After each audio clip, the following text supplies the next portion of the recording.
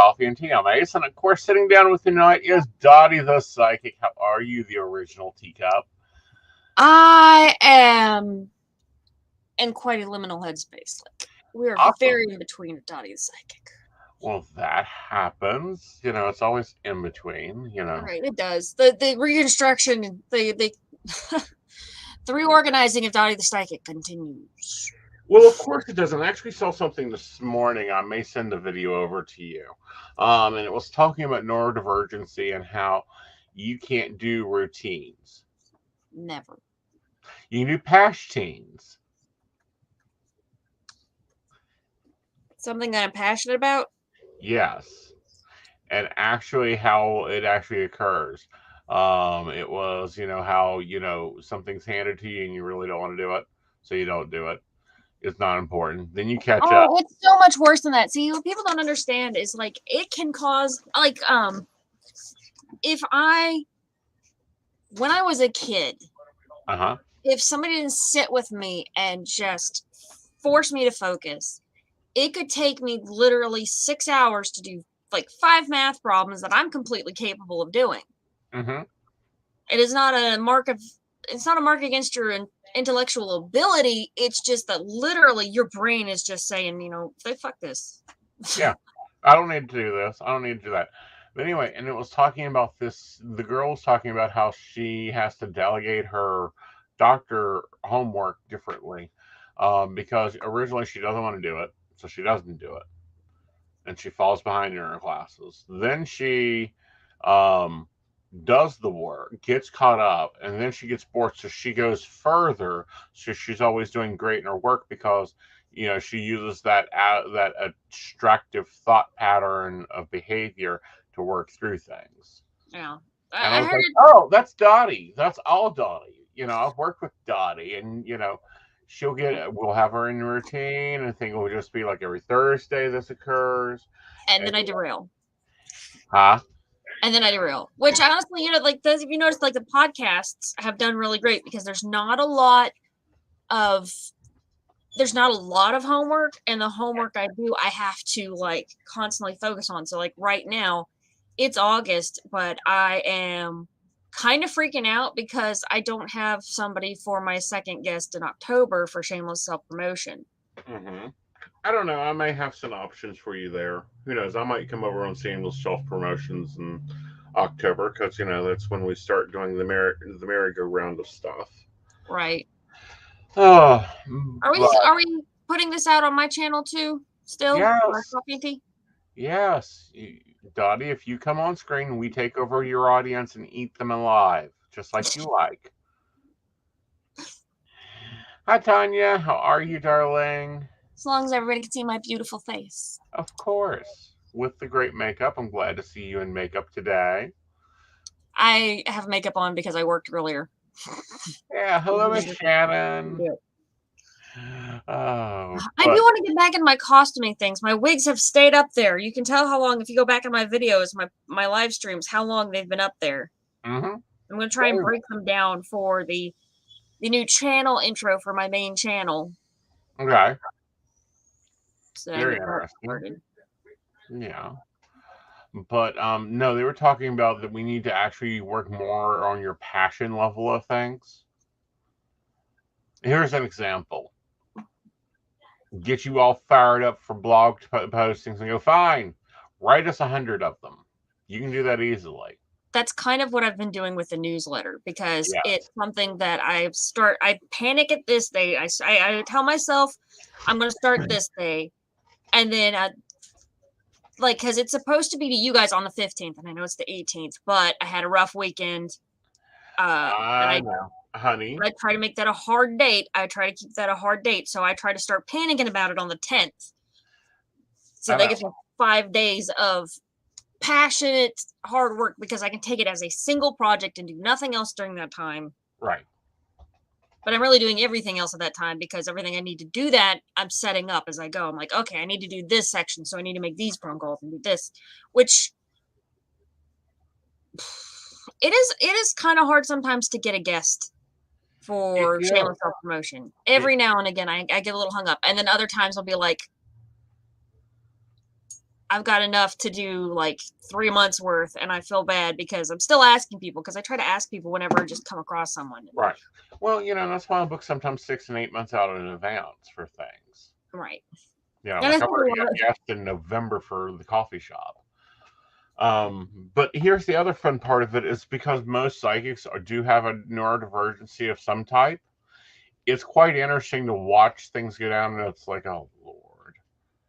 Oh yeah, you can see it just like. And it's like, okay, you stay down there a minute. I'm gonna go have a cup of tea. You'll be back up, I'm sure, by the time I finish. If it's not a bad, I have chronic depression. It is a part of Dottie the Psychic. It is part of Dottie. Well, and this is the way I see that, is it's not that you have chronic depression, it's that you touch enough of the dark cloud that at least it hangs around once in a while. I mean, I meet the criteria. I have been fully diagnosed. Right. And I don't medicate, which is something that is a bit controversial about myself, but I have my own trauma and reasons, and I am not judging anybody for taking their medicine or not for taking their medicine unless it has gotten to the point where they literally can't function. But even then, like, because I used to work with the homeless people, and they would stop taking their medicine and they would lose their house and everything, and you just can't do that. No. And it happens. And I'm real bad about it. Like, I'm really trying this time around to do a lot of change of focus. Right. Because, I in general have to take medicine. I don't like all my meds. I don't like their effects. Sometimes they don't benefit me, so I learn to play with them. Right. But also, weird things have helped me that with my RA, that it's like, okay, yeah, this works. Okay. Now it's like, I got to fucking have that before I can function. Today was a great example. I woke up on time, but I had to deal with some news and press and, make decisions before I got my yoga in. And I was a crabby bitch until I got my yoga in. Like, the panic, the anxiety level was at 10. And I am like, this cannot be this bad. It feels like it's that bad when you go into it, like, because I have anxiety along with depression, which they seem to go hand in hand quite a bit. Right. But sometimes I will be moving along, and it's not even that there's something to panic about.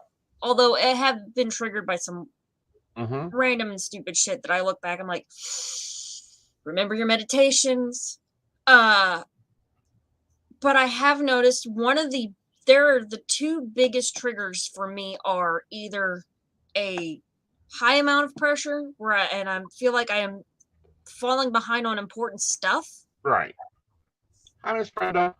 Or the release of right after I've taken some care of something that is a big project that has to be done on time. Like, this newsletter is about to drive me insane just a little bit, because it was supposed to be out 3 days. It was supposed to be to you right 3 days ago, but I mean, it's not late to the public yet, so that's exactly. And we build things around Postmate. Body check me. Did you just body check me? You did. Luther says hello. Hello, Luther, baby. How are you, honey? No, we sent Mommy a cam for you.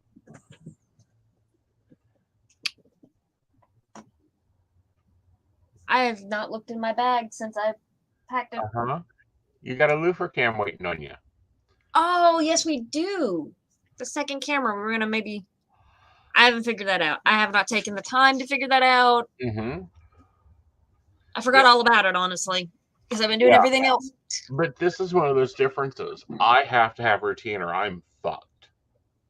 My planner has to be filled in or I'm fucked. I have found this out over the past 2 weeks.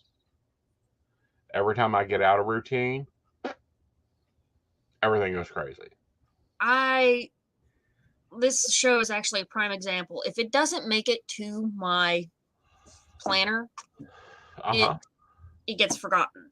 And I try to keep that open, because if I put stuff on my calendar, that blocks off time where people can't contact me or can't get like an appointment. which is a good thing, bad thing, because I really do need to, like, just set that stuff in stone and stick with it. But, like, I have learned to do, like, white space projects.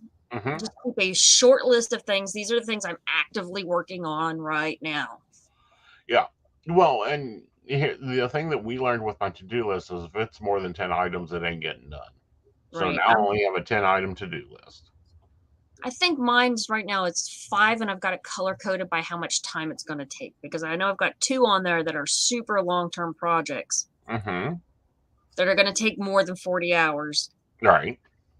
And I've got the channel intro on there, which if I sat down and do it, which is like the next big project I'm going to just bang out the way I've done the newsletter.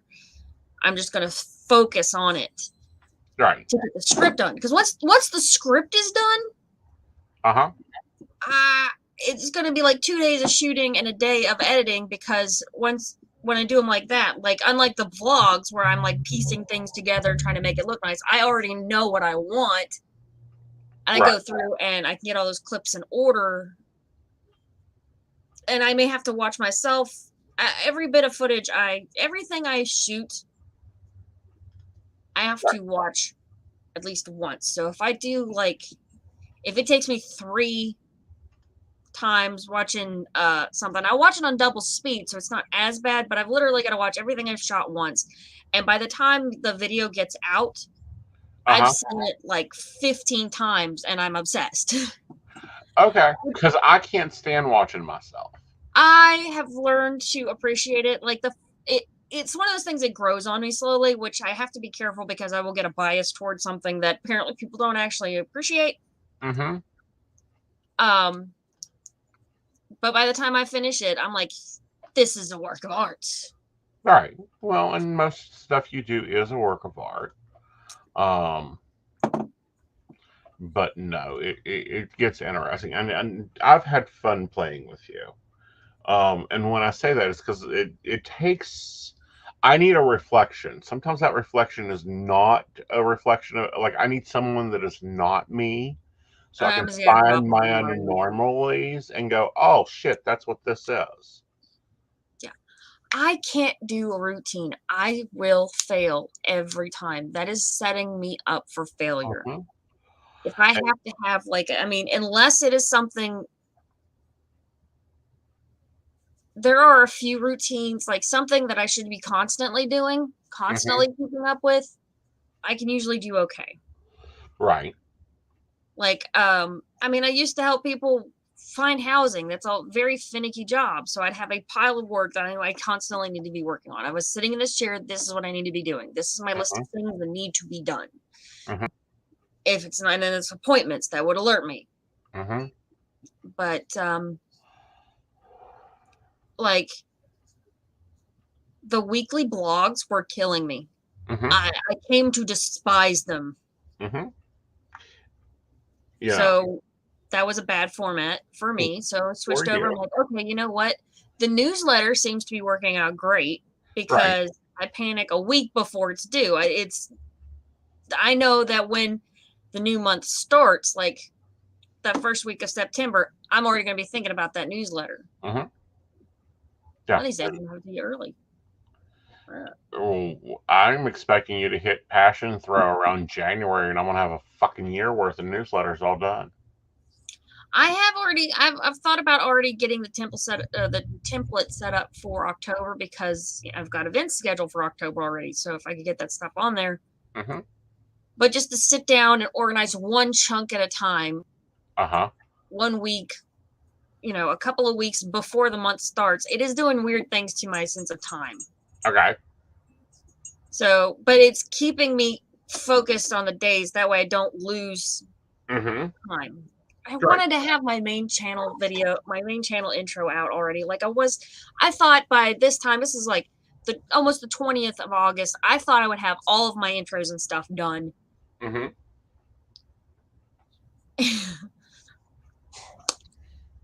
Now, guess what? My intros have been sitting on my whiteboard. They'll be sitting there till I get time to do them. Yeah. I am trying to make time to do them.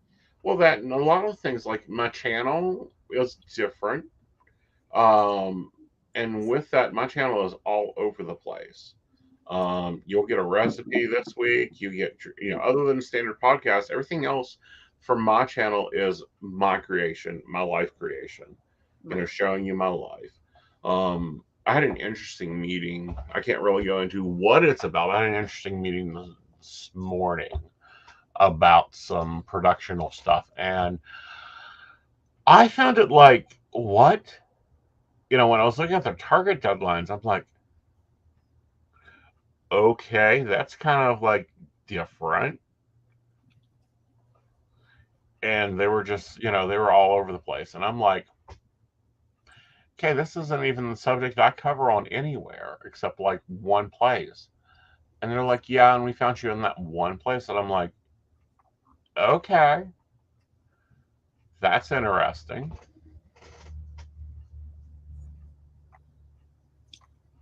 I can't imagine you just being in one place. I have also learned that, like, because there are things that I enjoy and probably could make money at if I was willing to pour that much energy into it. But the time and energy it would take is not something I'm willing to invest. Like my TikTok videos, I've been putting a whole lot more like liminal spaces and random things whenever I feel like it on there rather than like trying to dedicate myself to it. Like, Well, this what is I just found interesting is I was doing the full Aeson show over there, and they didn't like that. They like it when I do sarcastic shit, and I'm loving that. So that's right. my after the gym reward. If I get my mile on my treadmill, then I post some funny TikToks. Right. But that's a platform that's developing and growing. It's going to be interesting what actually happens with it. I do think I wonder when I get my videos out on my main channel, like because I was doing when I got a big video out, I would clip it down to like all the funny bits down to a minute and put on the TikTok, and that was interesting. It was like a commercial Well, you for can it. go up to 10 minutes now on TikTok. See, it's slowly trying to take over YouTube in a very, very weird way. Actually, no, I think it's trying to take over. As soon as they go, I really, really, really want to be able to go live over there because I think that'll be fun as hell. To actually just do like streaming tarot readings. And we'll see what happens with that. But there's a lot of things I'd like to stream over there. But I got to get to 1,000 followers. I'm around 300 or 400 now. I'm only at like 2 something, but like I said, I did not. Right. I'm not pouring energy into it. I'm not pouring my energy into it. I'm not pouring energy into it. I'm pulling like stress relief into it.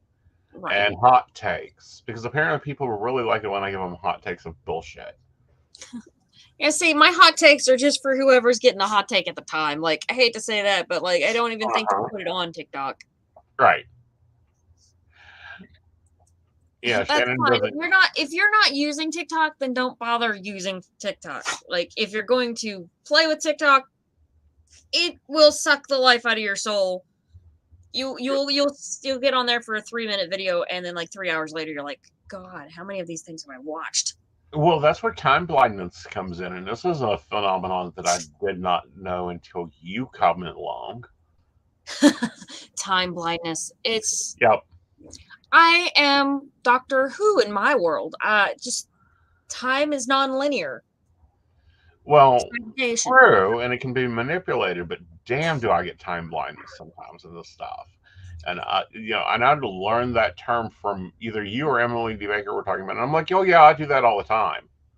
I'll sit down to work on a project and I'll finish the project and I'll look up and it's 10 a.m. in the morning and I'm like, I sat down last night at 10 a.m.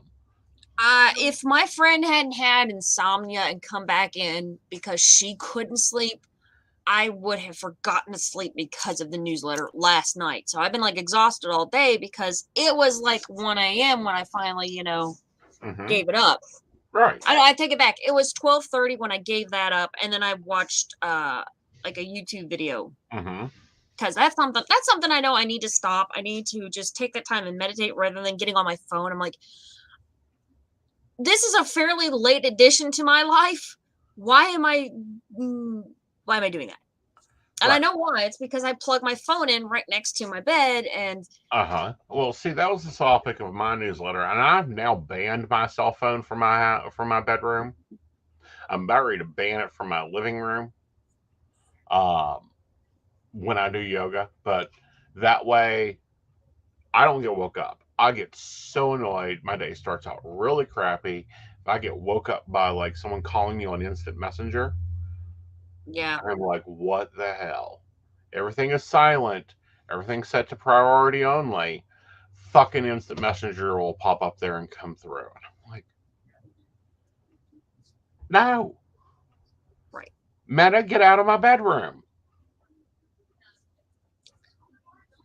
I agree. Yeah. So yeah, I've banned the cell phone from the bedroom. Of course, it doesn't really matter because that just means people can't reach me, which is good. Being connected all the time is not a great thing. It's not really good for anybody. Right. And I tell you what, it does lead to the burnout and overload. Yeah, it does. And it also leads to you not getting enough sleep. And by that, scientists have, even if people don't call you, they have linked that blue light into the phone. They tracked it. People that have their cell phones by their bed, they are more likely to get less quality sleep. It's the same thing that occurs to mothers that leave the TV on and they leave it onto a channel and they're watching maybe a murder mystery or whatever. Well, the next thing they go into is like a family drama and it's got a baby crying on it. That mother will have half the amount of sleep than she normally would. You have a blue light filter. Mine actually has like a nighttime mode where it goes like yellow. It mutes all the colors and it's weird.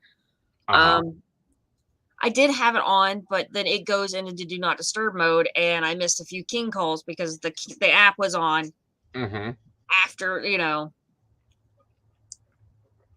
Yeah, it's just easier to leave it out of the room.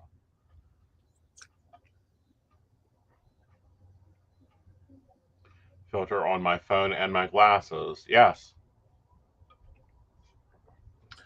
And apparently they make special glasses, Dottie, that you should probably look into that have a purple lens to them. And actually will help you focus. I've tried a couple of glasses tricks. I've tried the scrolling paper. Like I don't I watch a lot of videos. Mostly because I am an auditory listener. I'm an auditory learner. I can listen and back it up a little bit if I miss something, but I can read a book, like I'm a literate person, but it is much more difficult for me to get through a book like the psychic book I was going to read months and months ago sitting over there. It's one of the mini projects, like the life coaching thing I wanted to do. I want to be a life coach. I spent money on this and I've got the book printed off and I still haven't done it. Right.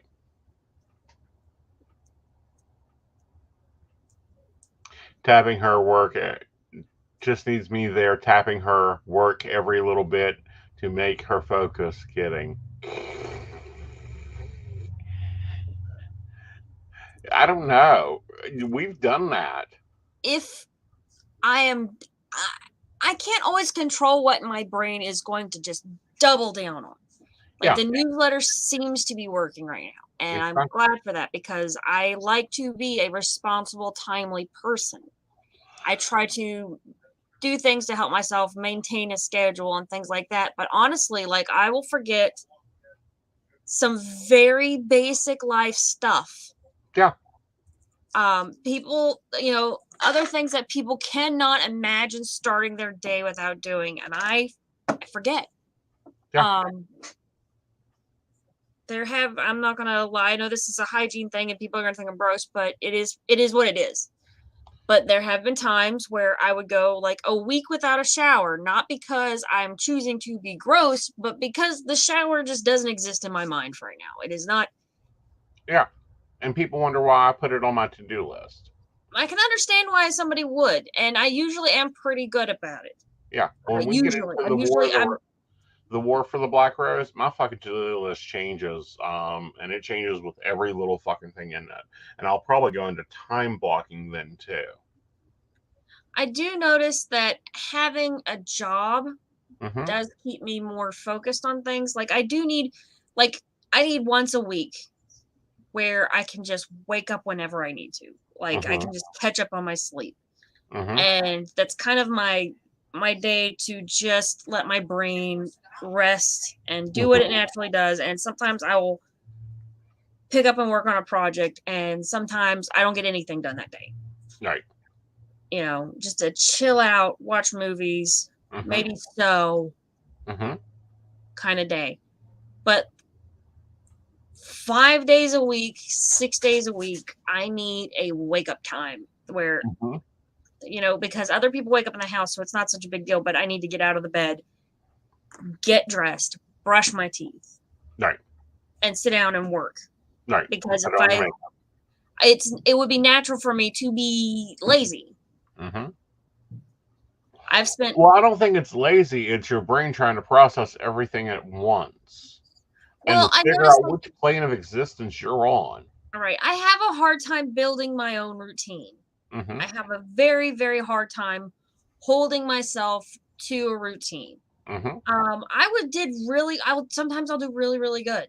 Mm-hmm. Like I was doing really, really good there for like a year and a half. I exercised every other day. Mm-hmm. I was looking good. Right. And something altered that routine. I missed a couple of days and then it's over. Right. And then you gotta, for me, it's like if it's over, then I gotta go back and fix it. Let's take a break and let's come back and we'll talk about liminal spaces and the places the psychic mind goes.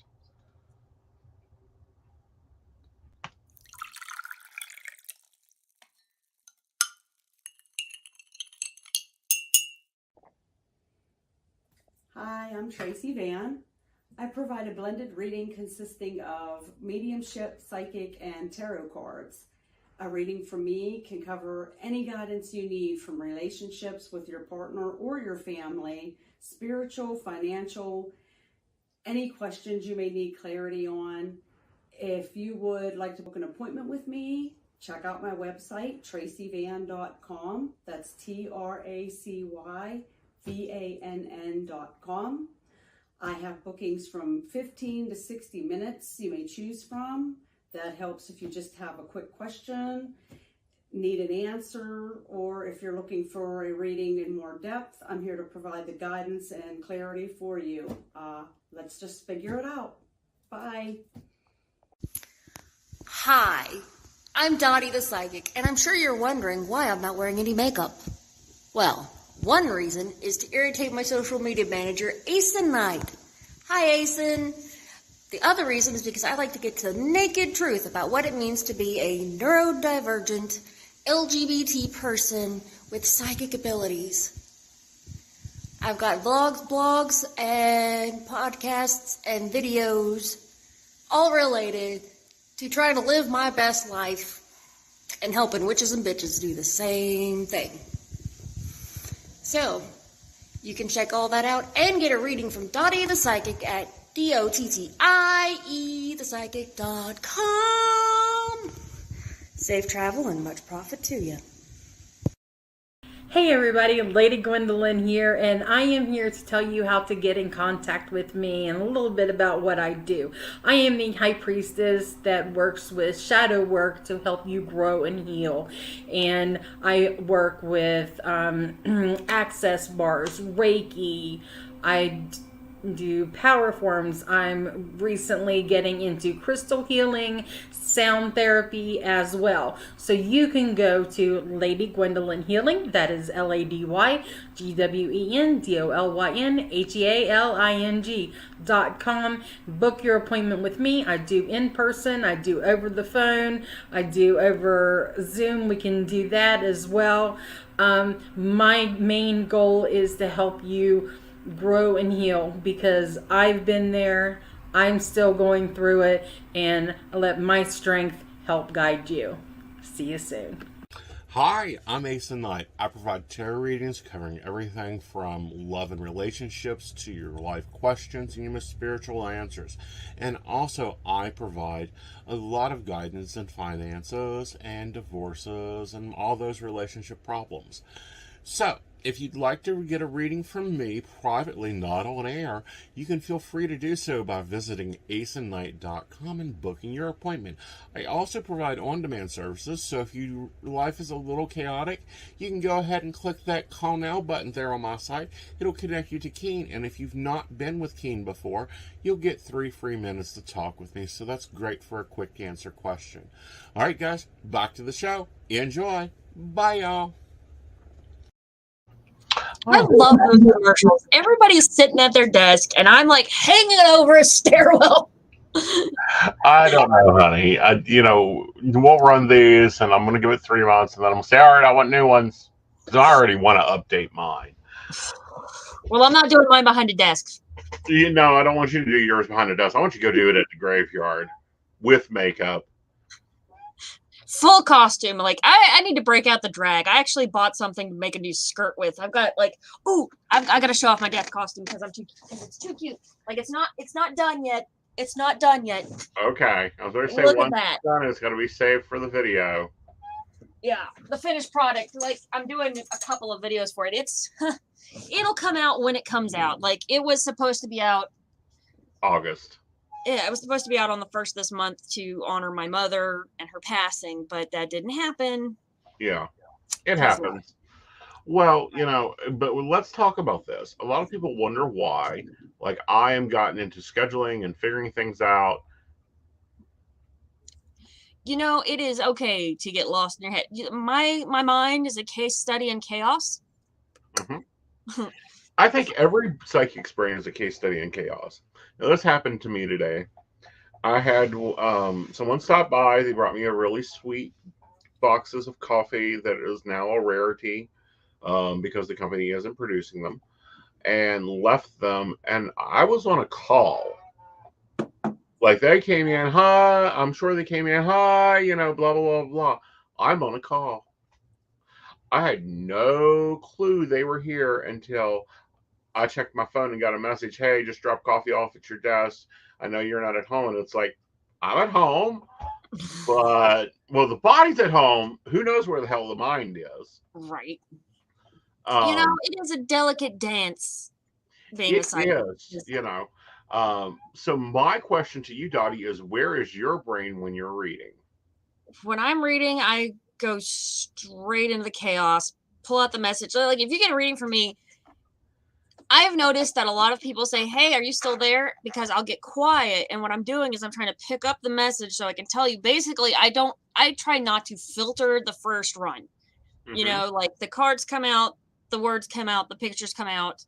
Right. And then I'm going to try and put them in English for you. Mm-hmm. And for me, that doesn't always work. Right. For me, it's like I'm watching your life, all of your life, and we're looking for this little piece of it. And it's like, I got to catch this. Where are you going to go work at? Office. Okay, office. What's in the office? Oh, I see graphs and tables. That's cute. That's most offices. I never really see more, like, a lot of times, like, if I'm trying to do those kind of life readings, it's almost like I'm standing on the path with somebody and looking down the path. Like, they can't see down the path. Mm-hmm. I'm really great for figuring out what's going on, like, in your life right now. I've had some wild visions. Like, I had this nurse sit down.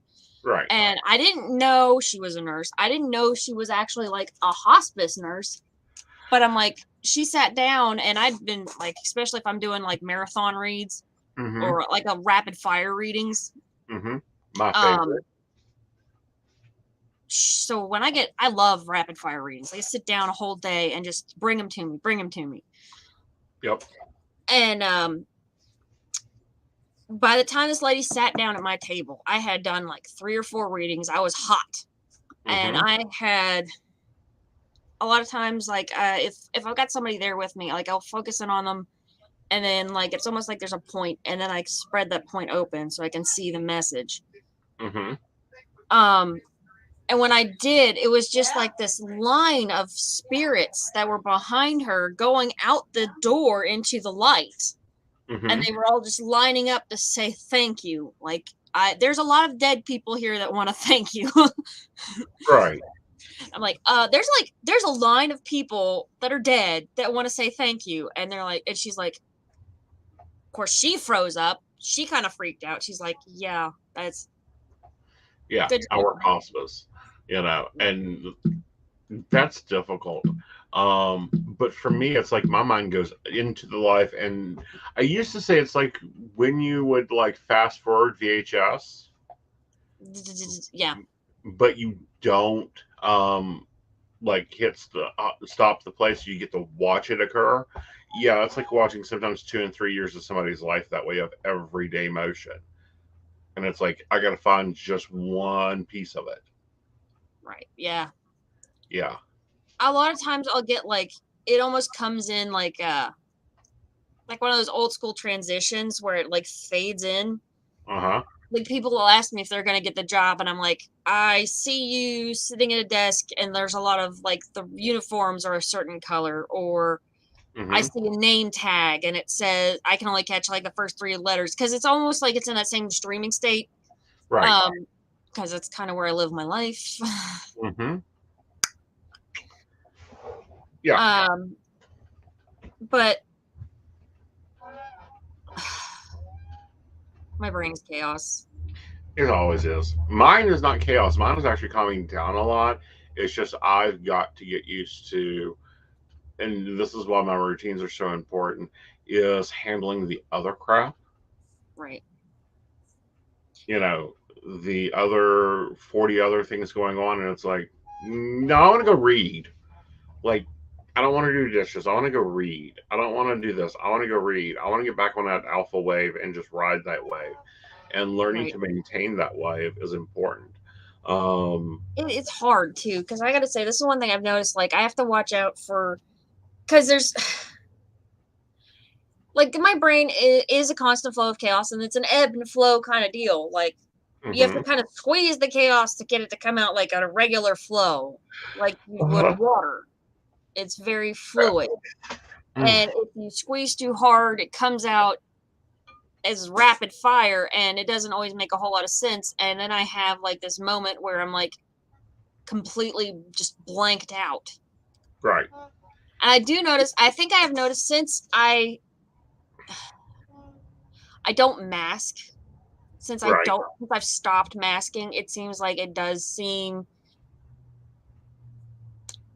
more visible to other people, because I will actually say something, but like I'm not like, I'll lose my place in conversation. Mm-hmm. Like, it may only been like a split second, but I feel like we took a pause and watched a movie and came back to the conversation. I have no idea what we're talking about, even though I had this great idea of what I was going to say. Right. 14 seconds ago. Right. And you can tell if I ever try to tell a story. Like, that happens a lot for me, or I'll have a conversation with somebody, but never really have the conversation. or you think you've said something and you haven't. Like, Yeah. that was my inside voice, wasn't it? Yeah.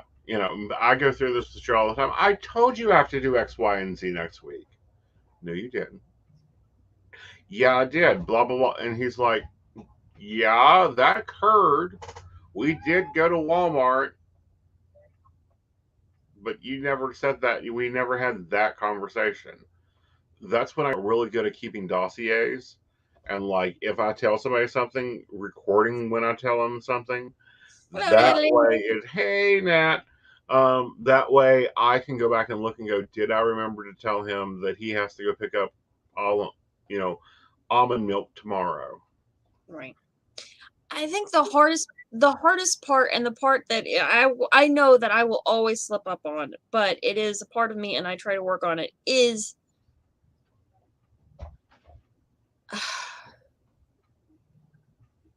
trying to either to get into a project and getting out of a project, or the two like transitions are they're chaotic. Like, I could sit there and I will delay and delay and delay, not because I don't want to do the thing, but because of the effort it takes to get into the thing. Right. Once I've crossed that barrier, it's not so bad. Like, once I've started, don't stop me. Mm-hmm. And then if I take a break, I'm like, I have to go through the whole process again. Right, because you're starting it again. Right. For me, I have no problem balancing the projects and planning the projects out. It's just making sure that I actually do the projects. And if I'm doing something and reading, because there's space and time in between readings, you can get a lot of stuff done. Anymore, I'm Right, finding and that I I like have to go back and find where I'm at. And by that time, it's time for the next reading. And I'm like, crap. So I've started giving myself office time in my schedule to where that's all I do is the office crap. Right.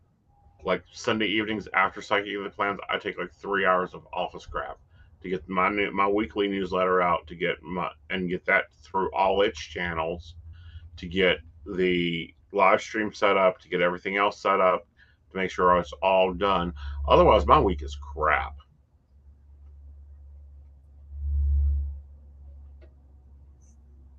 Great on the reading side. I mean, I'm kick-assing through the readings,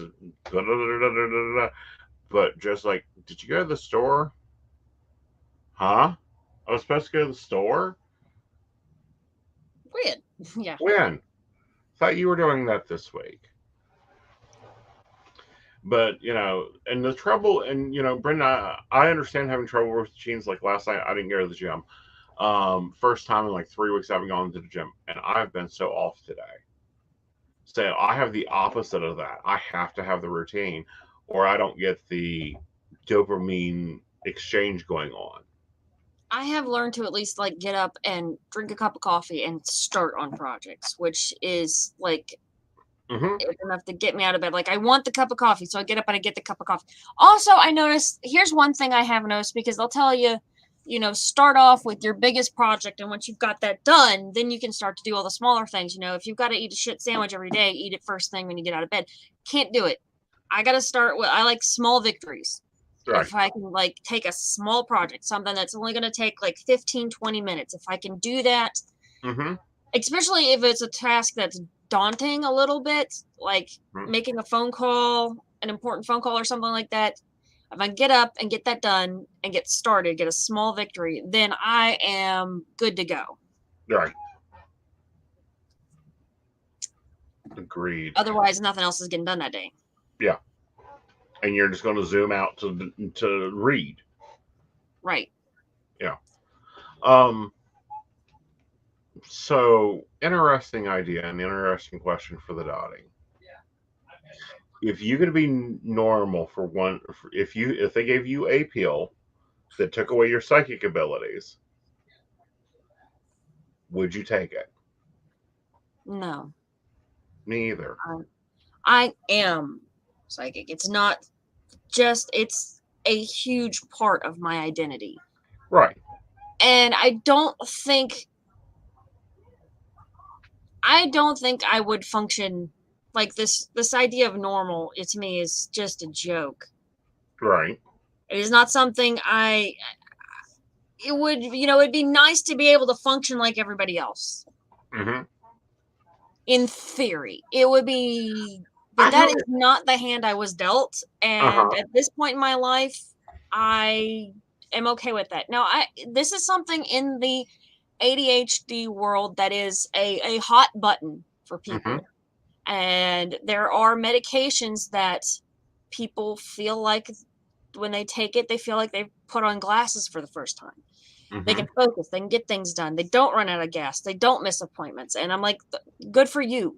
If that is working for you and you are doing it responsibly and you've talked to your doctor and all the good shit, do it. If that is helping you improve your life, then do it.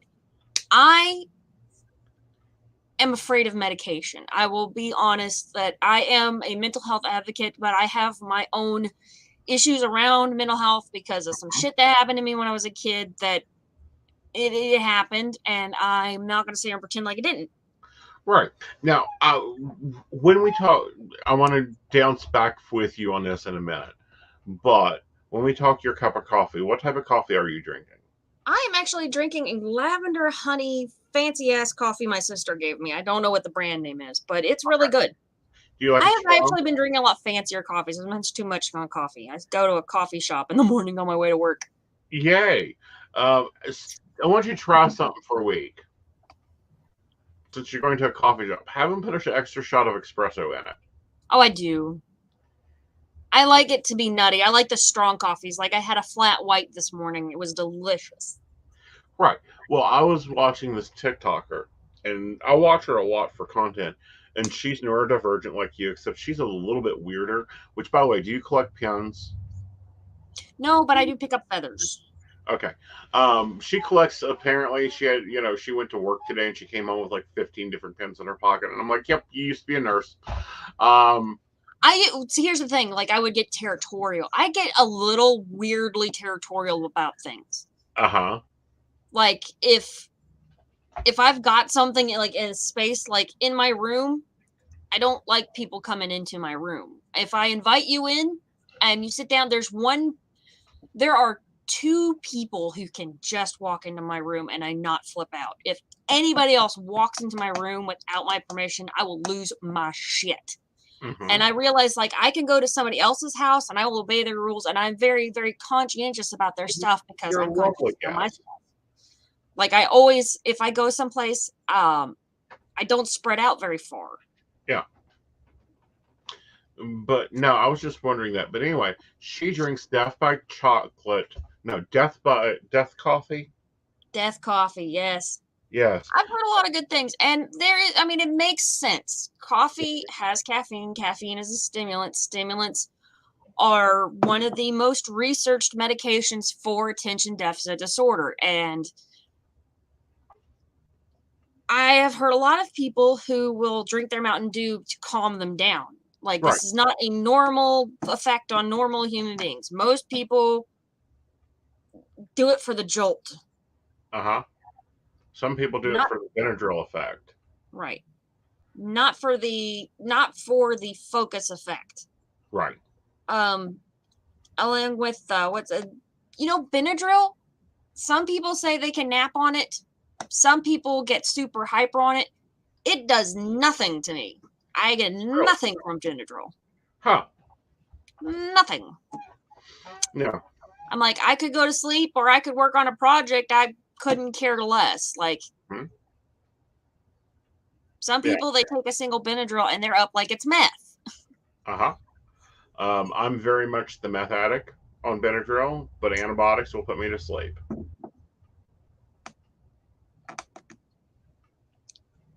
I'm not a big fan of Mountain Dew. I've never been a big fan of Mountain Dew. Something about it tastes toxic to me. Mm-hmm. I enjoy a good Mountain Dew, especially if I'm having a bad focus day. I've learned one of the things I've learned is that some days my brain is just not going to function. I can set myself up to function, and I can accept times when I know I'm not going to be able to function because of the things I've had to do before that. Mm-hmm. But there will be days where I feel like I am fucking high from the time I wake up until like 3 o'clock in the afternoon, and I'm just like, and I don't know why. Right. I think some of it may be dry eye, honestly. Like, that's a whole nother conversation. Mm-hmm. Well, and that's probably because you're not blinking enough. I don't think my dad didn't have tear ducts. Mm-hmm. So I've often wondered about that, but I do seem to have, like, dry eye. Mm-hmm. Well, a little Vaseline fixes that. But no, the Psychop series I've been reading, in this latest book, he's given a medicine, and it turns he can actually turn his psychic abilities off. I know that a lot of antipsychotics have that effect. Mm-hmm. I know that, oddly enough, I have had medications do the exact opposite, and I think that I have actually considered going back and getting mental health therapy, which I probably need, and getting back on my beat. I think that would be amazing for you. I've thought about making it a whole video and everything, because I know that, like, it's not bad now, but I get bad. I have depressive episodes, and the Wellbutrin, when I took, my stint in the nut bin was great, and I know that kind of offends people when I say it like that, but it was my experience. I get to call it what I want. Yes. So I don't know if it's because I had been so under stress and such a bad headspace that when I was finally forced to just sit down and calm down. Mm-hmm. Like, they gave me Zoloft, and that was awful. That made me want to lay down in front of a train. Right.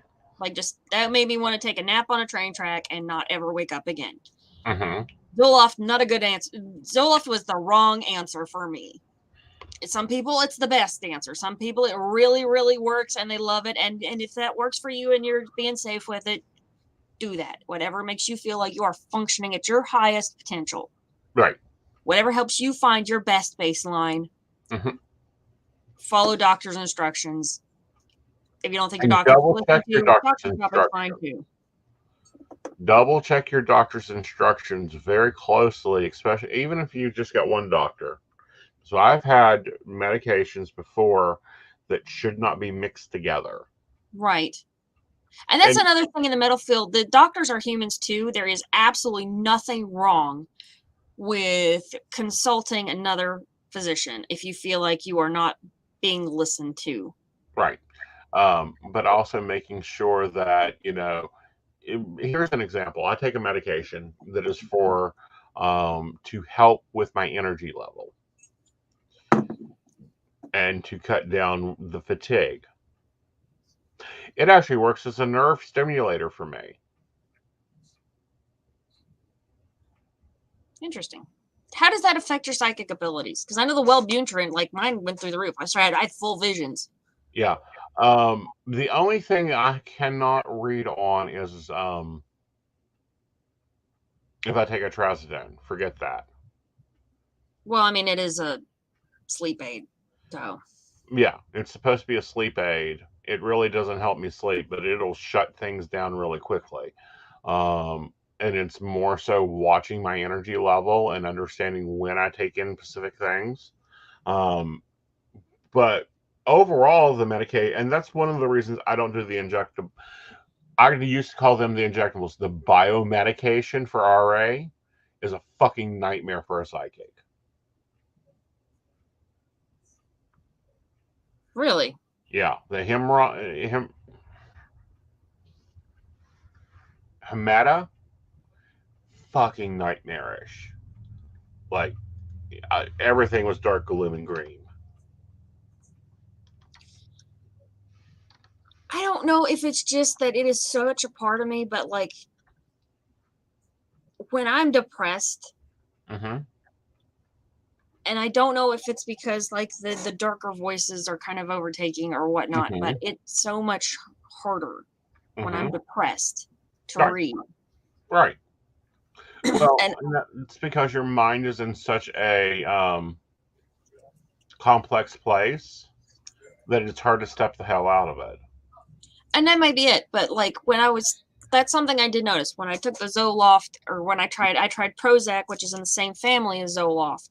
Right. Prozac, not the answer for Dottie. It is not the answer for my equation. That does not need to be. It's no good. It's no good for me. If it's good for you, then Hey, if it works for you, great. I will never judge somebody for taking or not taking their medication. I think that you should do so with an educated perspective, always. Yeah. But when I took the Prozac, I was just like a dead woman. And Ritalin, when I was on Ritalin as a kid,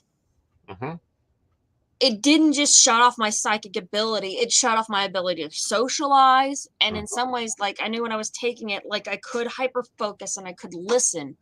But I would even have difficulty speaking. Yeah.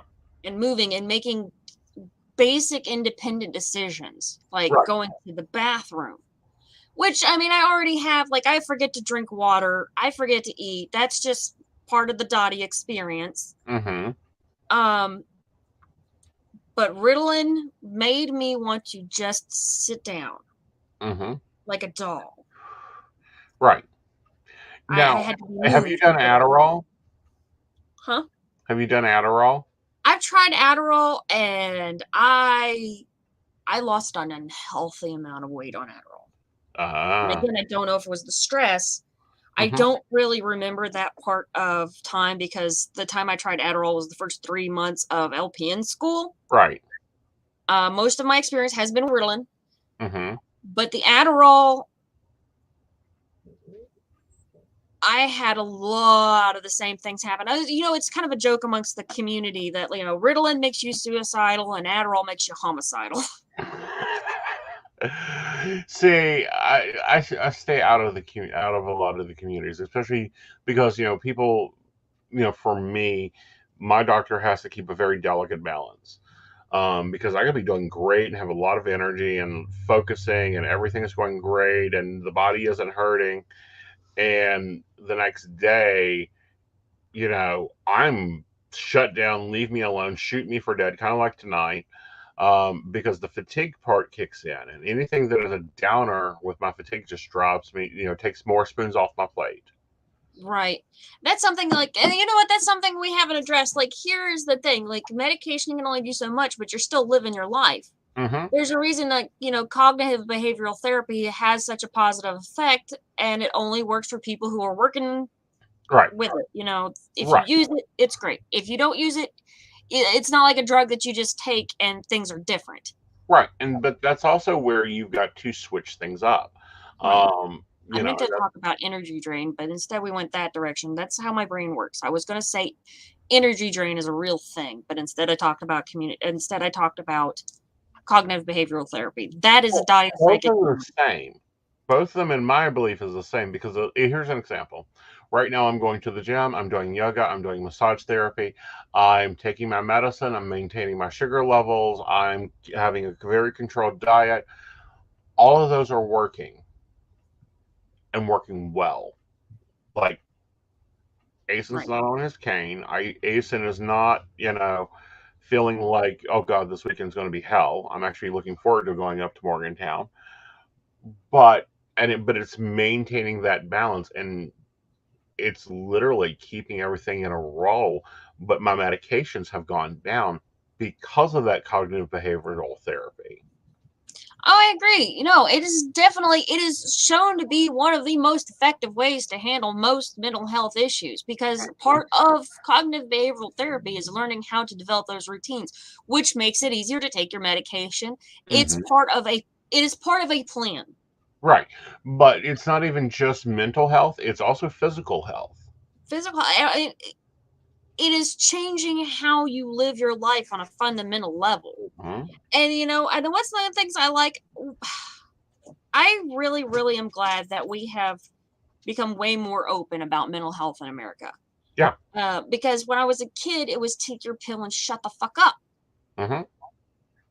Do your work. Why can't you just function? And that still screws with me a little bit, because I still have that. They say that people with neurodivergencies, kind of, when they're put under that kind of pressure, do one of two things. They either swing hard and just work themselves to death, which is where I was when I tried to deny that I had it, and I just tried to function like a normal human being, and that's just, I'm not a normal human being, apparently. It's just fine. Of course not. You're a psychic. I'm not normal. It's okay. It's okay to be me. And that is something I have only learned in the last 5 years. Well, that, and then also your self-talk. Now, I've had to jump you on tragic in here. You will hear me every now and again, you will hear me audibly tell myself to shut the fuck up.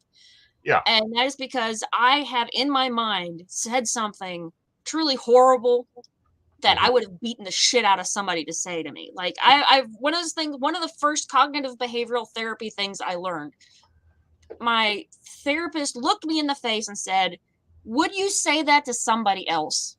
Mm-hmm. Don't say it to yourself. Would you tolerate somebody treating you that way? And the answer is no. And I don't tolerate that treatment from me anymore. That's been fucking huge. That was literally changed my whole life. Allowed me to become who I am. Mm-hmm. Very much so. It's like I jump people all the time over their self-talk, because what you say affects things. I don't know how many people in my life has said, "Oh, I am so heartbroken over X, Y, and Z." Guess what ends up happening within 6 months of them sticking on this fucking record of those words? They're still heartbroken. No, they And have a heart attack or a stroke. And it's hard sometimes to know if here's something that I still run into. I'm not going to lie. Am I examining a problem and working towards fixing it, or am I picking at a wound? Right. Yeah. And it's hard for me to always tell because and I have to do that's thought stopping processes. So you got to be, these are one of those things you have to be careful with, because this is how people get into a cult. This really is this is really how people can screw their whole life up, but also it's a way to totally fix it, because you're putting yourself into a transitional period in your life when you start to do meditations and things. Thought stopping. Right. If that thought is, wow, that bullet looks tasty, you might want to stop that thought, give it a look, and kick it down the road. That doesn't serve you. Right. And reprogramming thought. But the same thing, if the thought that they're stopping is, I deserve better, and you stop that thought, or the warning signs that this is not okay,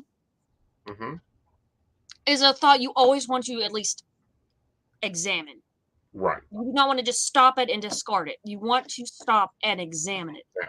This is not okay as a red flag. When I start to have an anxiety issue, I'm not going to say a full-on attack, because it don't always come on like that. Right. They're not always so extreme that they send me into a panic. Sometimes it's just that I am in this haze of anxiety, and I got to stop and think, why am I in this haze of anxiety? Right. Okay, well, I have a long list of things, some of which are very important, some of which are not as important. Maybe I need to just sit down, put my list on paper, and actually examine it like something external.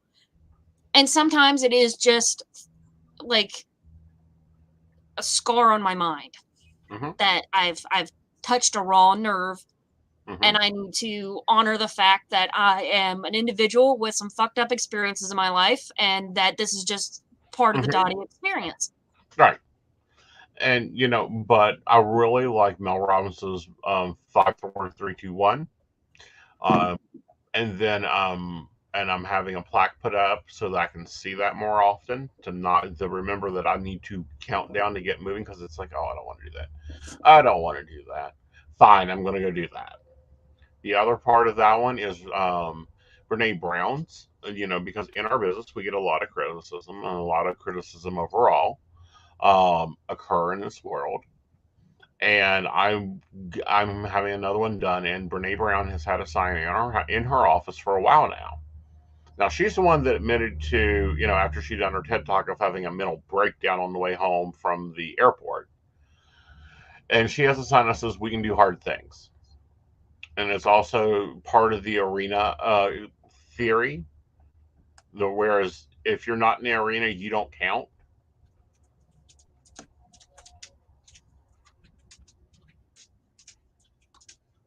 Yeah, I guess. I mean, okay. Here's an example of that thought. And we experienced this because someone told you that I thought you sucked. Well, at least I was getting talked about. I've learned to just take it as advertising. Yeah, but does that affect you as much as a client saying you thought you sucked? Honestly, it hit me hard as a fucking rock. Yeah, but that's because I'm in the arena. You have an effect on my potential earning ability. Well, especially in the local community, that a bad reputation in the local community, because that's where you grow from. Right. But especially with what I was trying to do, which is not what I'm trying to do anymore. Exactly, because we got you refocused and put you in a different arena. But Roosevelt said in a speech that there are always people that are going to have opinions. There are always people that's going to have thoughts on you. The only ones that matter are the ones that are in the arena with you. And that's not the exact quote, but that's basically the story of it. Is that, the people in the cheap seats don't matter. The people in the expensive seats don't matter. If they're not in the arena fighting that lion, the same lion you are, their input don't matter. That's fair. That's real. Yeah. You know, so like when dealing with neurodivergency or chronic pain or chronic things going on, unless someone's in those seats with you in that arena fighting that same lion, their opinions don't matter. You can't let them kind of influence you. Makes sense. Does that mean that they can't come and sit with you and cheer you on and, get you moving or go, hey, Dottie, what's your 5 things for today? No, it doesn't mean that. It means that they've got to be in that arena fighting with you. So, I'm not ADHD, so I shouldn't have an opinion on ADHD and what the proper way of doing that is. However, I can lean you, Dottie. I haven't seen you come up from that desk in the past 2 hours. I suggest you go get a cup of coffee at least. You'll notice I'll never recommend water because water for Dottie is not going to be water. I actually am trying to make a concerted effort to drink more water because that is one thing that I have an issue with is not drinking. Pisces, you think I would be drinking water like a fish, and I should, but no, you want to be in water. I want to be in water. Yes. Yeah, like if we flood Dottie's room, Dottie will be happy.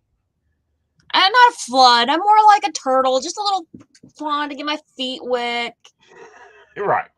I'm an eastern box turtle. What can I say? Yeah. It's a terrapin. Yeah, you're a terrapin. So, we got to heat up your seat and put a little pan of water underneath you to make you happy. Yes. Yeah. That actually would make me happy. I think I would soak my feet tonight. Good idea. Get my camp sink out. That works. But no, and those two thought theories blew my mind. It makes sense. I mean, honestly, I guess by the time I had my full mental breakdown, everybody knew I had my breakdown. Everybody knew I was a crazy hot mess. So I no longer really cared what people thought about me. I didn't like people to think bad about me. I didn't know it. I didn't know it till you told me. The people who were close to me knew. Okay, I was going to say, not everybody knew. It didn't come out in the Washington Post, Dottie. Right. Well, here's the thing. I mean, I've announced it plenty of times. So anybody who doesn't know, I had a full mental meltdown. Mm-hmm. One of these days, did you have an awakening? An awakening, yes. Yeah. That's the new age way of saying you had a meltdown. You had an awakening. Whatever you want to call that hot mess, it happened. It happened. And I realized that by the time it had happened, there was, and I like the arena analogy because it doesn't like, I only cared what your opinion was if you were in this side of the circle. Mm-hmm. I've got the general public. As long as they're not coming at me with pitchforks, they really don't affect me. And then I've got the fandom, and I do care what they think about my content. Mm-hmm. And I hope they think well about me as a person, but I'm going to keep being me. I'm going to do what I'm doing. Mm-hmm. And then I've got like professional friends, acquaintances, circle. Mm-hmm. And and then I start to really care about their behavior. Clients are one circle. There's people who I'm working with that are my colleagues. That's a circle. And then friends and family. Mm-hmm. And it those comes in are like the that. ones that should matter. And honestly, the friends and family, sometimes they'll say an off comment and I have to go and I have to process that because I very much care what their opinion is. Because they're the people I've had to lean on when my opinion of me was obviously false. Right. Destructively cruel. Right. And I had to sort of banish that demon, as it were. Right. And it does, I understand why people would think they were possessed, because it almost is like another voice in your head that just rattles off the most hateful shit and tells you to do horrible things to yourself because you don't deserve anything in your life. Right. And learning to banish, reject, and deny that. It has been very much. I've had to go, and I've gone at it from a spiritual perspective, and so it can feel very much like a demon that you're fighting. Yeah. And it can be very difficult to deal with over time and over focus. And the thing it wants to do to get a hold of you is to isolate you. So that's one of the things I did to fight against it, was I stayed close to my friends. I asked them their opinions. I talked to them. Like, even now, like, if I feel like I'm going into a sunken place, I have a list of mental health buddies, and I hope that they feel like they can reach out to me too. And often they do. Right.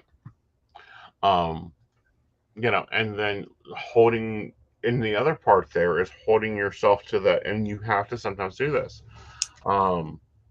Is asking who is in that arena, who deserves to hear your story, who deserves to understand you. Not who can you count on to tell your story or to hear your story, but who deserves to hear your story. Because some people don't deserve to hear your story. I mean, honestly, there are things, obviously, you should keep for yourself. You don't want to give the populace, you don't want to feed that darkness that is in everyone around you, Right. But honestly, the people who are meant to hear my story will hear my story. That aspect, I am fairly open book about. I try to be fairly open book about. There's no reason to give out details or slander other people in the story, but there are people who know almost all the story. They're not living my life, so it's not 100%. They don't know whoever else's opinion, but whatever. They're pretty close to the center of the story, and so and it may not seem healthy always to put your value, to rely on somebody else for your value, because that other person has to find value in you. Right. And they are going to naturally say, they've probably got their own demons who will naturally occasionally say something that you didn't want to hear, or something that may not have been the right thing to say, or it may have been inappropriate because they're dealing with their own shit. Right. But they're also the ones who are going to prop you up and say, hey, this is cool. Right. So they get to hear your story, but like the janitor and the cleans your building that makes that snide look at you all the time, they don't deserve to hear your story. Then they won't. They Right. But those are thoughts coming out of Atlas of the Heart, which is the current book I'm reading. I'm also reading the Distracted Executive Houseman. Distracted Executive. I'll have to find my phone somewhere here. It's the Distractive Executive. That's funny. That is funny. Yeah. What are you reading? I am reading my own newsletter repeatedly, trying to get it right. I do a lot more videos. I've been listening to a lot about the Satanic Panic lately for some reason. Interesting. I think it's more interesting that they will not go back and revisit that. Oh yeah, there are people who are serving life sentences, people who got death row over the Satanic Panic. And I mean, like, every panic,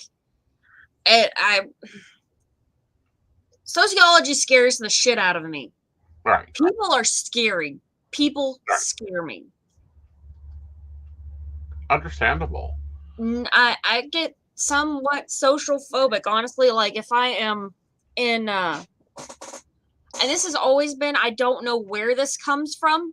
Maybe it's past life trauma or something of that nature, but if I am in a tight space with a bunch of other people, I am asking for an anxiety attack. Like, I don't live my life in fear. I am not going to skip the zoo trip because I know that going through that gate is going to send me into a panic attack. I will go and I will have that panic attack, go to the bathroom, pee in a cry, be back in 5. Right. Sometimes, and I think that is part of what makes me a stronger person. And I'm not like tooting my own horn, but I refuse to skip out on life. Right. For something my brain is doing to me. Right. Now, you're not on Audible, are you? I am not, because Okay. I am a cheap bitch. That's okay. I'm going to get a channel though and recommend it to our listeners that deal with anxiety, because I developed it, but I didn't. I've noticed I have it more now, especially with crowds and people, which I used to love crowded, concerts and crowded parks and that type of thing. Once I'm in my space, it's not so bad. Like a concert, once I'm in my seat, I'm okay. Mhm. But from the time I get there to when I'm sitting in my seat is like, Mhm. and it's worse. I noticed that it's easier when I'm by myself. If I am alone Right. in a crowd, I will have more control over that anxiety. It will Mhm. still be there, but it will not be as strong and it will not be as out of control. If I go in with like a group of people, especially a Mhm. group of people I actually care about, Mhm. Well, or here's I'm an expected to. example. I went to the gym late. I ain't never doing that again. But like all four, all five, all but one of the treadmills was full, and it was the one in the middle. And I was like, I'm skipping the treadmill today. I am not getting that close to people. Anyway, that's Mel Robbins' channel. Well, that's cool. She does a lot of anxiety and how to like take back your life stuff. I've been listening to her daily at the gym, and a lot of her tricks and things are really helping me. So check her out. See, I've gone to the gym when it was crowded. I'm thinking about going back to the gym. I liked the gym. I would have like a whole routine of self care. Like I'd go and get in my outfit, do my stretches, warm up on the elliptical machine. I hate the treadmill and I don't want to talk about it, okay? I'm not judging other people for using the treadmill. She and I do not get along. We don't like each other. We don't do that anymore. See, I'm the same way with the elliptical. Me and him don't get along. It is like, nope. We don't talk anymore. Yeah, we don't talk. You don't exist. You go over there. I don't have to deal with you. You don't have to deal with me. Exactly. Stay over there. The elliptical, though, on the other hand, I personally loved the elliptical. Uh-huh. Because it was that smooth motion. Like I could get my knees in just the right angle, and that was just great for me. And it was like walking in sand versus thumping, because I have a bad tendency to step hard. Mm-hmm. And see, people sometimes can't do it. She does. Use the Shannon bicycle. can't do the treadmill or the elliptical, so she does the bike. But I don't know. I feel like 100% better doing the gym versus not doing the gym. I mean, I need to get some sort of. I need to just start walking again. I did really, really well. Even though there's a lot of meth heads, they usually leave me alone because apparently I'm creepier than the meth heads. Well, that's an improvement. It's a life statement right there, folks. It is a life statement. I'm pretty sure the crackheads and meth heads think I'm the scary one. So, what is that about us? Because I have people tell me all the time that I'm scary or I scare them, and I'm like, I think it's this. I know at some one point it is the volume. It is literally the volume. When you're not scared of who you are, you speak louder, and it can to some people sound almost aggressive. mm-hmm. That's possible. I don't know. We recently had a group of friends. We have two friends dealing with some things, and they went to Joe. They wouldn't come to me, and I'm just like, "You have to go talk to Aeson," and they were terrified. And these are my friends, and I'm like, "What the hell?"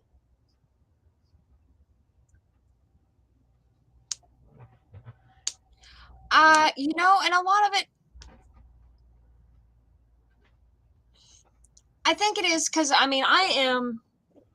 I'm so in some ways I am aggressively me. Right. Like when I'm out on stage, but like when I am talking to somebody, Uh-huh. people will open up to me that won't open up to other people for some reason. And I Yeah. think it's partially because, I have embraced my personal madness. Uh-huh. Some people suffer from madness. I've learned to enjoy mine. Well, I don't suffer from anything, honey. If I do, I replace it with something enjoyable. Right. Brenda, really? Yeah, Brenda says she couldn't go near me the first few times she saw me at events. Well, honestly, because you think about it, especially in an event that you're running, you're commanding people. Uh-huh. And I do notice that when I take charge, people will snap too. Uh-huh. Because and there is a certain amount of knowing who you are and knowing what to do that you'll step in and just do things quickly to make them happen. That's unnerves people. Yep. People find it aggressive, or it stirs something in them. But no. So what are you doing this weekend?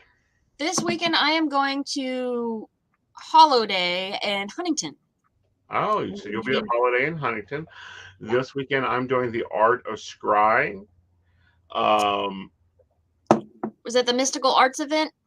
No, the Art of Scrying is a class I teach. It's teaching the art of scrying in fire, water, and smoke. So we're going to be covering that on Saturday. Patreons, you have a post up that you can access the class for free. I may have to do that. Yes, and that is Saturday. Then Sunday, I will be going to Morgantown's Mystic Artisans. I will be there at 8 a.m. in the morning till 7 p.m. at night.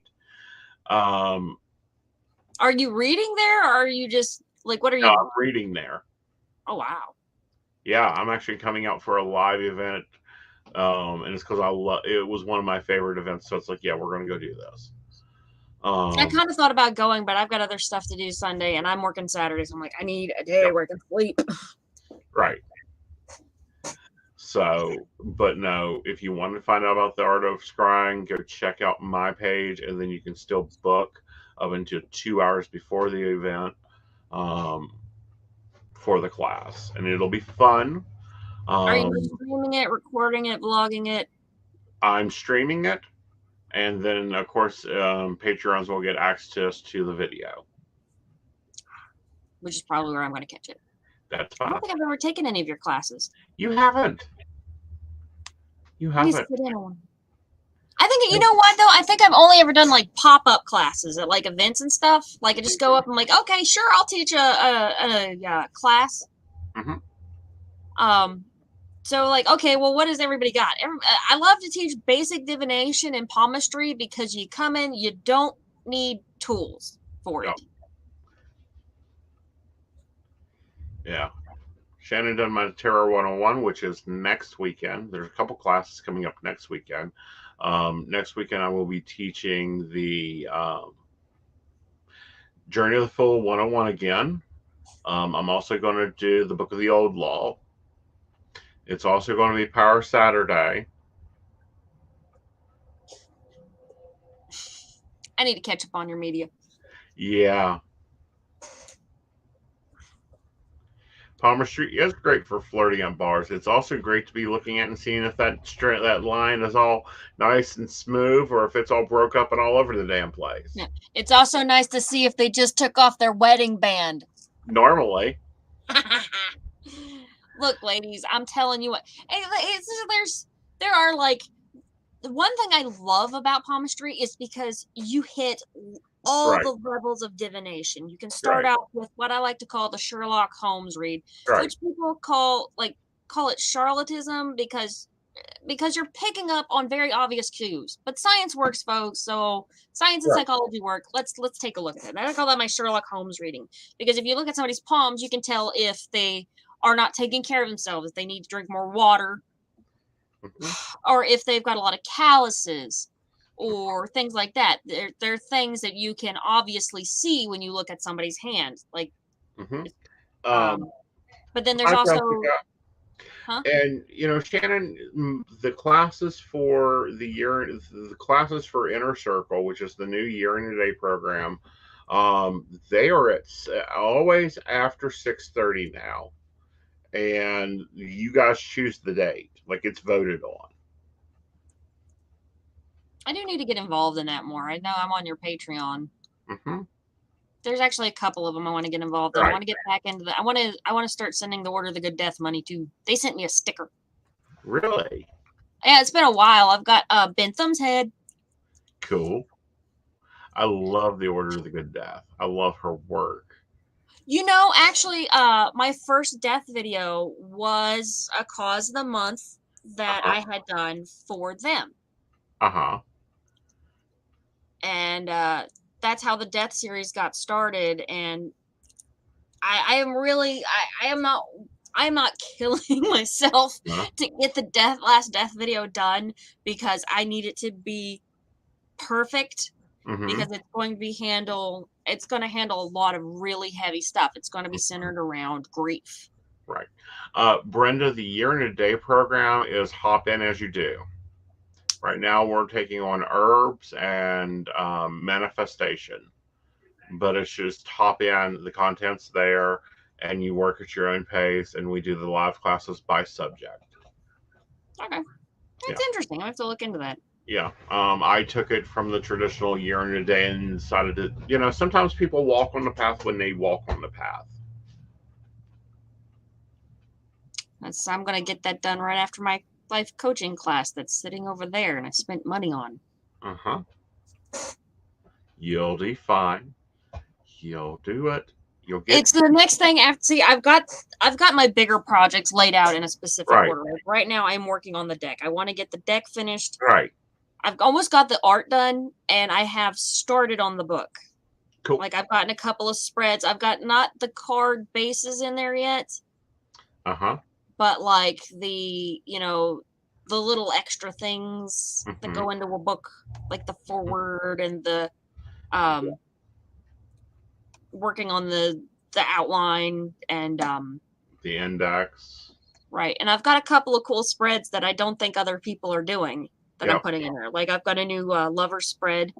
And I've got, of course, my hourglass spread that I will never say that it is uniquely mine because of its simplicity. I think that it has probably been developed and forgotten many, many times. But it is one of the few spreads that I came up with it organically. I will say that. Right. I did not get it from somebody. I got it from the divine. In a way, but it's the only spread that I've ever seen that accounts for free will.